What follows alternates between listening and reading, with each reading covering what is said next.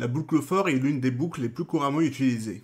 Nous allons voir ensemble comment utiliser la boucle for pour automatiser des tâches répétitives. Donc je vais écrire for.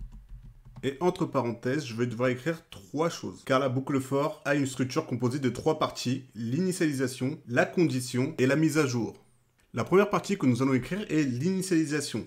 L'initialisation est effectuée une seule fois avant les débuts de la boucle. C'est là que nous déclarons et initialisons généralement une variable de contrôle.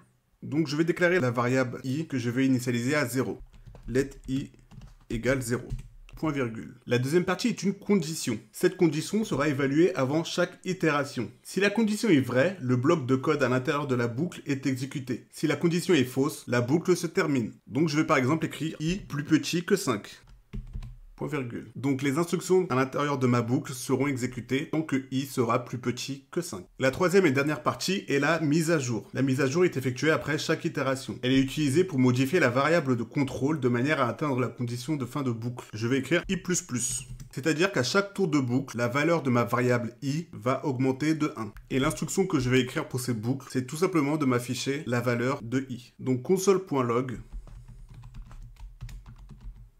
i. J'exécute mon code et je vois afficher successivement 0, 1, 2, 3 et 4. Donc au départ, i vaut 0, donc i est plus petit que 5, donc l'instruction est exécutée et m'affiche 0. Ensuite, i augmente de 1, donc i est toujours plus petit que 5, donc l'instruction est exécutée et 1 est affiché, et ainsi de suite jusqu'au moment où i vaut 5. Dans le cas où i vaut 5, i n'est pas plus petit que 5, donc cette condition vaut false, et donc la boucle se termine. Cette boucle est extrêmement utile pour automatiser des tâches répétitives en définissant l'initialisation, la condition et la mise à jour appropriée.